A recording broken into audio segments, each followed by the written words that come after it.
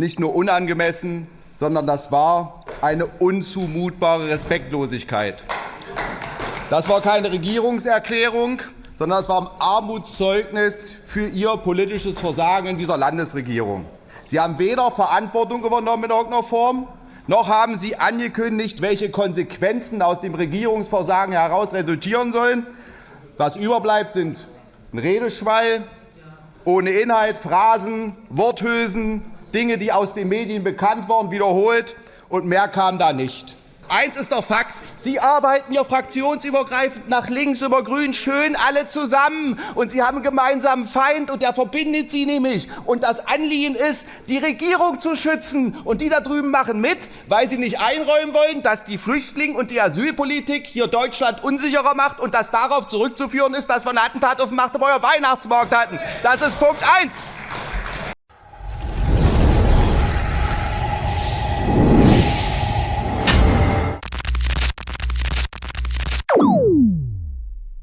Hey Leute, Matthias Büttner von der AfD bringt es auf den Punkt.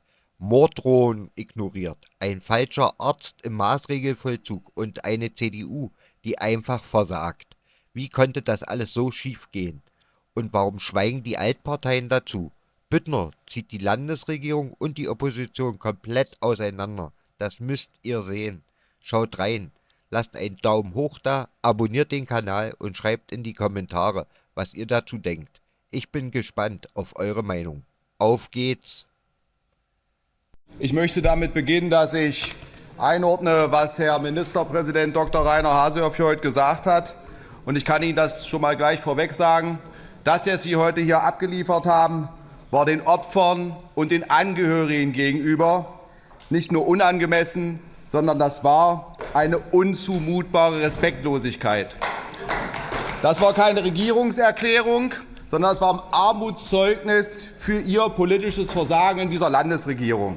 Sie haben weder Verantwortung übernommen in irgendeiner Form, noch haben Sie angekündigt, welche Konsequenzen aus dem Regierungsversagen heraus resultieren sollen. Was überbleibt, sind ein Redeschwall, ohne Inhalt, Phrasen, Worthülsen, Dinge, die aus den Medien bekannt waren, wiederholt, und mehr kam da nicht.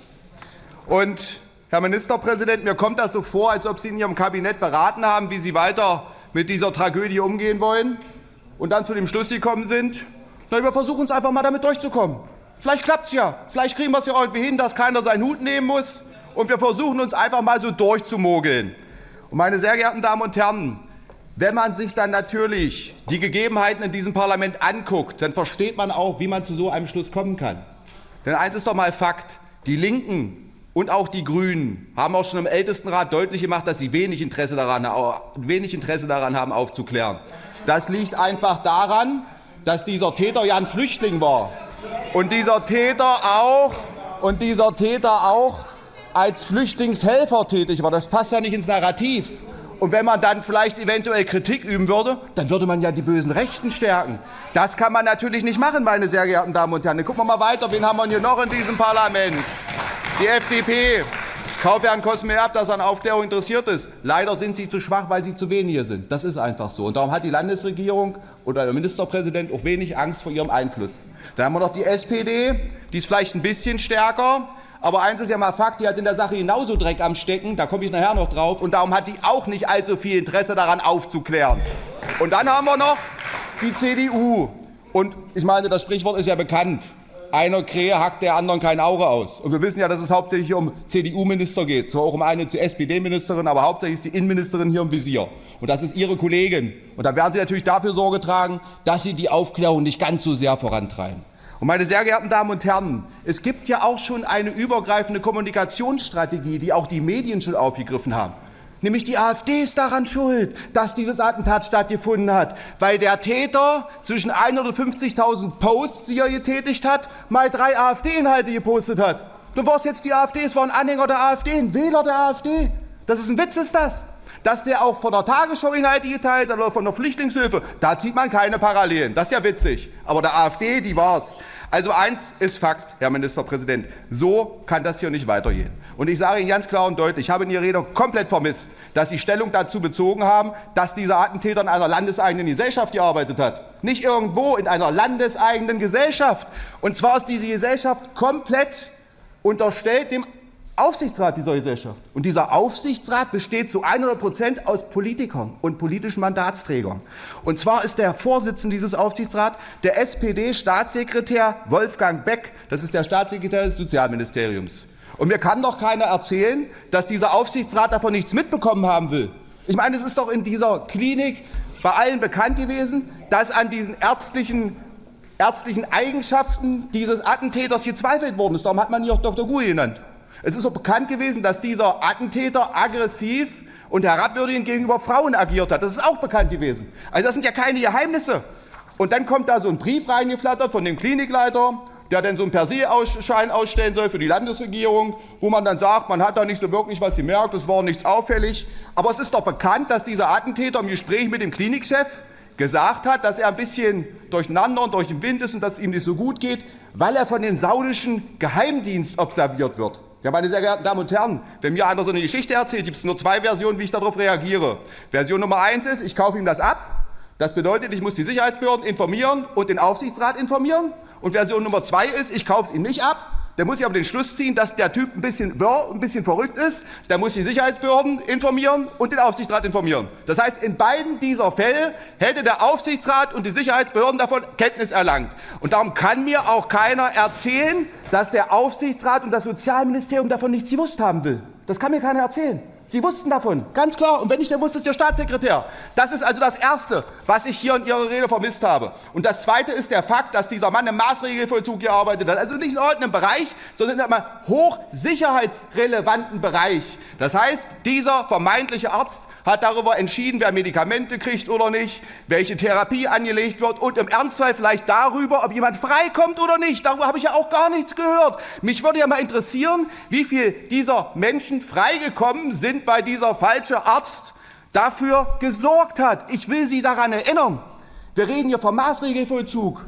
Das ist die freiheitsentziehende Unterbringung von suchtkranken und psychisch Kranken nach dem deutschen Strafgesetzbuch. Das heißt, Menschen, die keine Haftstrafe antreten können, die kommen in so einem Bereich. Das heißt nicht, dass das keine Täter sind, das sind trotzdem Täter. Und da hat dieser Mann gewirkt. Das muss man sich mal überlegen. Und keinem ist das aufgefallen. Und jetzt kommen wir mal zu den Sicherheitsbehörden, die vollumfänglich und systemisch versagt haben. Und da fällt mir sofort eine Episode ein, die ich selbst erleben musste am Abend des Anschlages. Da habe ich einen Anruf bekommen von einer unbekannten Nummer und dran war der Chef des Landesverfassungsschutzes Hollmann. Er wollte die innenpolitischen Sprecher darüber informieren, welchen Kenntnisstand er hat. Wunderbar, fand ich gut. Was ich nicht gut fand, war, dass er das Gespräch so eröffnet hat, dass er mir gesagt hat, rufe ich jetzt in Amerika an? Ach nein, Sie sind ja schon wieder zurück. Ich war nämlich bei den jungen Republikanern in Amerika und war erst seit einem Tag wieder zurück. Und Herr Hollmann wusste das. Und ein paar Sätze später hat er mir dann aber erklärt, dass er über den Attentäter so gut wie gar nichts weiß. Das heißt, er wusste über den Attentäter aus Saudi-Arabien, hat einen Aufenthaltstitel, hat als Arzt gearbeitet. Im Prinzip das, was man in den Medien auch sehen konnte. Und da wird doch deutlich, dass die strategische Ausrichtung der Sicherheitsbehörden, allem voran des Verfassungsschutzes, falsch vorgenommen worden ist. Und das, meine sehr geehrten Damen und Herren, hat nicht ein Einzelner im Verfassungsschutz zu verantworten, sondern die politische Führung. Und das ist die Innenministerin des Landes Sachsen-Anhalt, Frau Dr. Tamara Zieschang, und kein anderer. Und es ist doch logisch, dass man diese Gefährder nicht identifizieren kann, wenn man sich damit beschäftigt, die Opposition in diesem Land zu bekämpfen, die zufälligerweise gleich auf ist in den Umfragewerten mit der CDU. Na, was für ein Zufall, da bietet sich das ja an. So, meine sehr geehrten Damen und Herren, dann kommen wir mal zum LKA. Dasselbe Theater. LKA hat unzählige Hinweise gehabt, aus dem In- und aus dem Ausland, und hat einfach nicht festgestellt, dass das ein Gefährder ist, trotz unzähliger Hinweise. Und meine sehr geehrten Damen und Herren, ich möchte es noch mal klarstellen, weil das hier so ein bisschen weggeredet werden soll. Die Einschätzung, ob jemand ein Gefährder ist oder nicht, ist Landessache. Das geht auch klar aus dem Fall Amis Amri hervor. Das ist keine Sache des Bundes, sondern ist eine Sache des Landes. Und dieser Anschlag hat bei uns stattgefunden und nicht irgendwo anders. Und damit sind wir dafür auch zuständig gewesen. Und das wegzureden, das ist der Sache nicht mal nicht angemessen, sondern das ist eine bodenlose Frechheit, Herr Ministerpräsident. Wir reden ja von einem Täter, der auf Social Media radikalisiert, militant, gewaltverherrlichend aufgetreten ist, Morddrohungen ausgesprochen hat und niemand hat es irgendwo zur Kenntnis genommen und mal so eingeordnet, wie es hätte eingeordnet werden müssen. Das ist der politische Super-GAU, um es mal auf den Punkt zu bringen. Und ich sage Ihnen mal Folgendes, und das muss man auch klar und deutlich formulieren. Dieses Attentat wäre zu verhindern gewesen und nicht nur an einer Stelle, sondern an mehreren Stellen. Es hätte keine Verletzten und schon gar keine Toten, inklusive Kinder, geben müssen, weil man eingreifen hätte können, wenn man die Rahmenbedingungen so geschaffen hätte, wie sie hätten geschaffen werden müssen. Und das haben Sie versäumt. Und nicht nur an einer Stelle, sondern an mehreren Stellen. Und das ist das, worüber hier heute niemand spricht. Und ich meine, Frau Ministerin, man muss ja mal so klar sagen, diese Amtsführung zieht sich ja durch die gesamte Legislaturperiode. Ich will nur mal daran erinnern, was wir mit der Asservatenkammer alles erlebt haben, mit 2 verschiedenen Handgranaten, die dann doch dieselben waren, wo sie sich ein Gefälligkeitsgutachten haben schreiben lassen, aber am Stiel der Handgranaten hat ein Blinder erkannt, dass sie 2 verschiedene Holzmaserungen hatten. Ich will daran erinnern, dass die Waffen, die hätten vernichtet werden müssen, in der Vergleichswaffensammlung des LKA gelandet sind. Und als der Landesrechnungshof angekündigt hat, er will kontrollieren, haben sie sie einfach vernichtet. Wissen Sie, was das für eine Amtsführung ist? Sie führen Ihr Regierungsgeschäft unter folgendem Aspekt: Tricksen, tarnen und täuschen. Und damit muss jetzt endlich Schluss sein. Und darum bin ich der festen Überzeugung, das einzige und erste Richtige, ja, der musste zuhören, das erste Richtige, was hier als allererstes stattfinden muss, um in einem ersten Schritt dafür zu sorgen, dass die Bürger dieses Landes wieder Vertrauen in den Staat zurückerlangen können, ist Ihr Rücktritt. Den müssen Sie erklären. Weil wenn die Bürger das Vertrauen in den Staat verlieren, verlieren sie im nächsten Schritt das Vertrauen in die Demokratie. Und das rollt den linksextremen Kräften hier drüben und den grünen extremen Kräften den roten Teppich aus bei der Einführung ihres kommunistischen Planes. Und da müssen wir uns gegenstellen und darum müssen Sie jetzt endlich die Konsequenzen ziehen, die Sie ziehen müssen. Herr Ministerpräsident, sollte die Ministerin sich weigern, zurückzutreten, müssen Sie eingreifen und die Ministerin entlassen, wenn Sie Ihrer staatspolitischen Verantwortung gerecht werden wollen. Danke für Ihre Aufmerksamkeit. Herr Büttner, ist genau das eingetreten, wo ich darum gebeten habe, dass wir das nicht machen. Das, was Sie hier abgeliefert haben, war reines Polittheater, um das mal klar und deutlich zu sagen. Interessant. Die Koalition hat nicht umsonst am 23.12. um die Einberufung des Ältestenrates gebeten. Und jetzt frage ich Sie zum vertraulichen Teil, wo der Stand, der damals möglich war, ersten Ermittlungsergebnisse, Tatsachenerkenntnisse dem Ältestenrat mitzuteilen. Wer hat dort eigentlich den Saal verlassen? Und ihm war eine Rede seiner Parteivorsitzenden wichtiger als die Bürger und die Opfer dieses Landes. Das ist doch mal hier die Frage.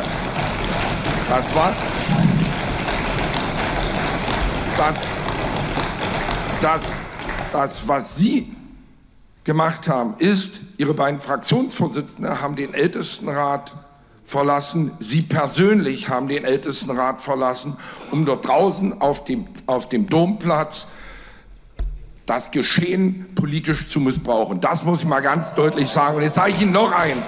Und jetzt sage ich noch eins. Das könnt ihr euch merken.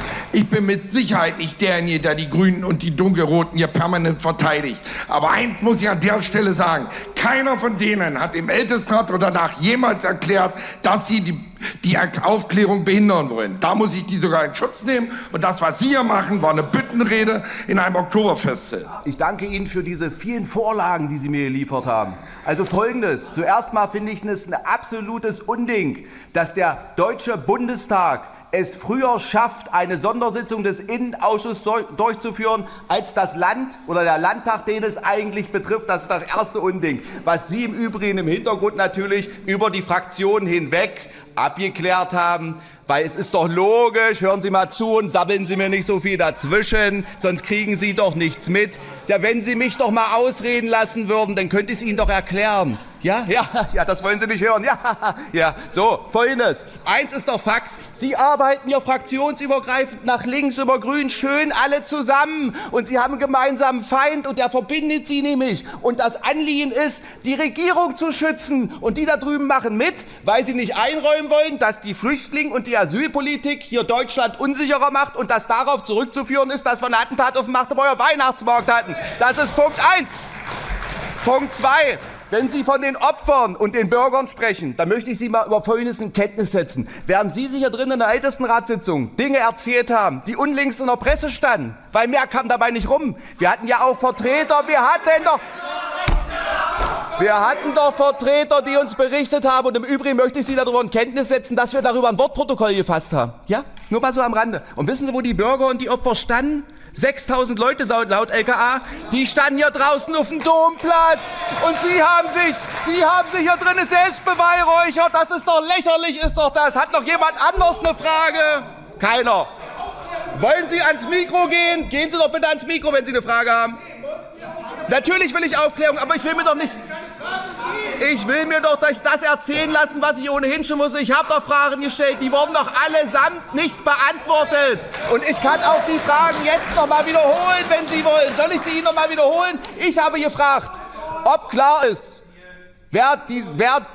welche Menschen dieser Flüchtlingshelfer nach Deutschland geholt hat und ob von diesen Menschen aus eine Gefahr zu erwarten ist. Nicht beantwortet. Ich wollte wissen, wie viele, das habe ich im Innenausschuss gefragt, auch keine Antwort bekommen.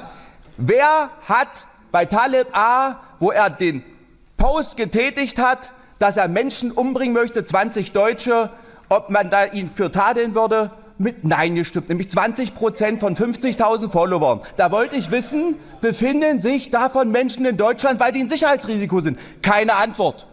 Soll ich das jetzt weiter fortführen? Also wissen Sie, wir können uns gegenseitig die Taschen vollhauen. Aber hier wird doch gemauert, das brauche ich mir doch nicht antun, dieses Schauspiel.